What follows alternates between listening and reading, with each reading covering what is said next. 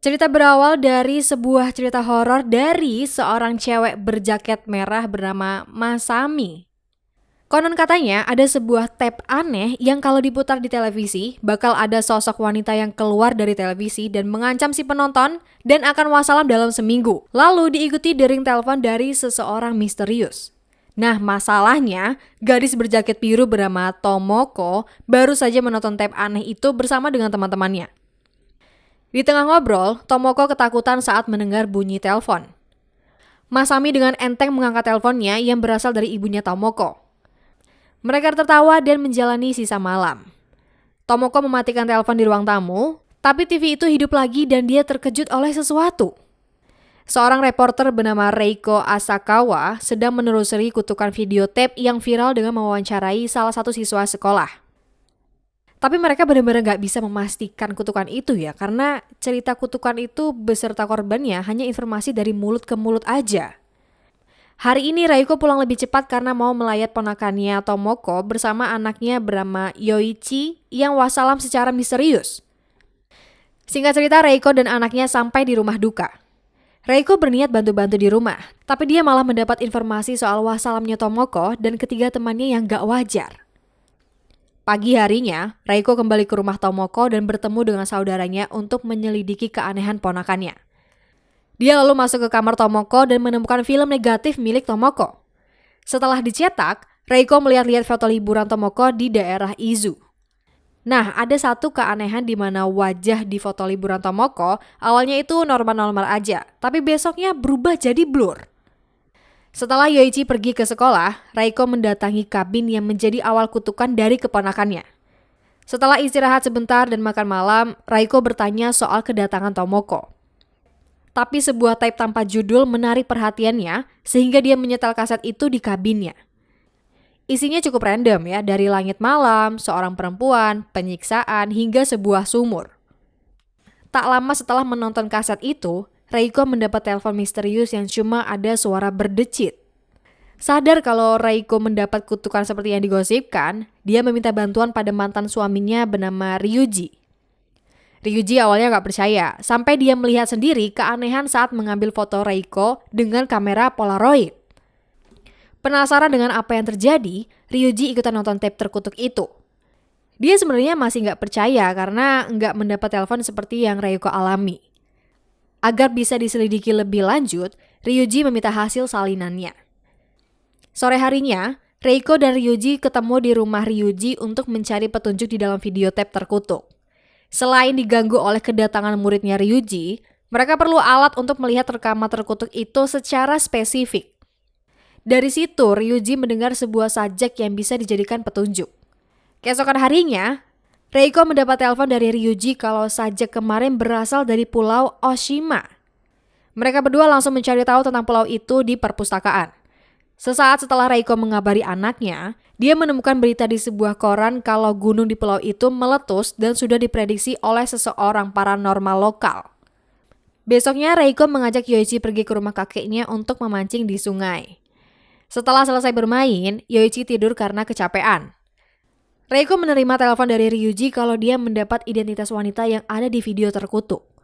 Dia adalah Shizuko Yamamura, paranormal lokal di Pulau Oshima yang wassalam karena menjatuhkan diri ke gunung berapi 40 tahun yang lalu.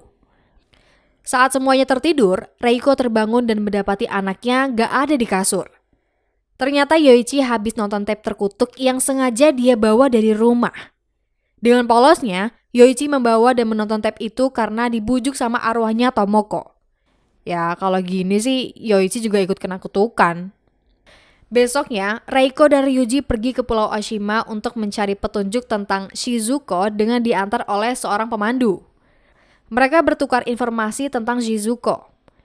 Kita tahu kalau dia memiliki kemampuan spiritual dan membuatnya edan. Untuk itu, seorang profesor dari Tokyo bernama Ikura berniat menjadikan Shizuko sebagai objek eksperimennya. Singkat cerita, Reiko dan Ryuji sampai di penginapan milik anak dari keponakan Shizuko bernama Takashi. Ryuji mencoba mendekati Takashi untuk memperoleh informasi soal apa yang terjadi pada Ikura, Shizuko, dan anaknya. Takashi menolak menjawab dan kabur dari Ryuji. Saat Ryuji memegang tangan Takashi, dia mendapat penglihatan. Reiko dan Ryuji dibawa ke masa lalu di mana Shizuko melakukan demonstrasi indera keenamnya di depan orang-orang penting. Salah satu tamu di sana menganggap Shizuko melakukan kecurangan dan memprovokasi tamu lainnya. Tiba-tiba, provokator itu terjatuh dan wassalam dengan ekspresi yang gak wajar. Rupanya, itu perbuatan dari anak perempuan Shizuko bernama Sadako. Tapi sebelum mereka tahu lebih banyak, Reiko tiba-tiba dipegang oleh Sadako dan mereka kehilangan penglihatan di masa lalu. Dia dan Ryuji mau kembali pulang ke Tokyo, tapi kebetulan ada badai besar yang membuat semua kapal batal berlayar. Ryuji sampai harus membujuk paksa salah satu nelayan agar perahunya bisa dipakai. Di tengah keributan, seorang pria tua yang mereka cari pun muncul. Ikura menawarkan diri untuk mengantar mereka berdua kembali ke Tokyo. Di perjalanan, Ryuji dan Reiko mengetahui kalau Ikura diam-diam memiliki hubungan dengan Shizuko dan memiliki anak perempuan, ya si Sadako itu. Akibat dari skandal tersebut, Ikura dipecat sebagai profesor di kampusnya. Nah, sejak Shizuka wassalam, Ikura membawa anaknya entah kemana dan entah apa yang terjadi selanjutnya. Mereka menduga kalau Sadako wassalam di sumur yang terletak tepat di bawah kabin taman hutan Izu. Lah kok mereka tahu? Ya kan di video terkutuknya ada.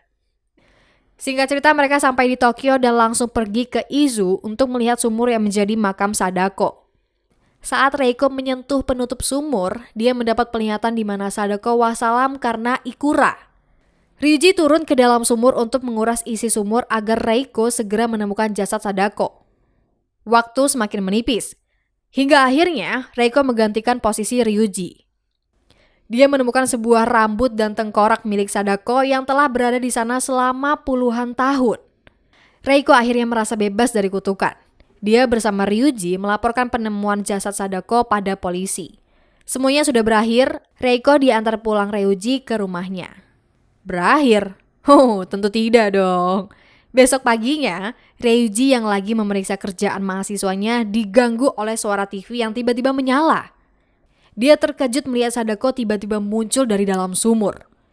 Ryuji sadar kalau kutukannya masih ada padanya dan sekarang Sadako telah merangkak keluar dari televisi dan merenggut nyawa Ryuji. Reiko mendapat berita kalau Ryuji wassalam. Karena jasad mantan suaminya sudah dipindahkan dari rumahnya, dia pergi ke rumah sakit dan bertemu dengan salah satu mahasiswinya. Mahasiswi itu tidak tahu apa yang sedang terjadi, tapi yang jelas dia tahu kalau Ryuji wassalam karena kena kutukan Sadako. Reiko terus berpikir apa yang telah diperbuat, tapi Ryuji nggak lakukan. Di tengah melamun, arwah Ryuji menunjukkan tab terkutuk versi asli yang Reiko simpan di tas. Reiko akhirnya sadar kalau ngopi video kutukan itu dapat memindahkan kutukannya. Di akhir cerita, Reiko berniat memindahkan kutukan Yoichi ke ayahnya sendiri.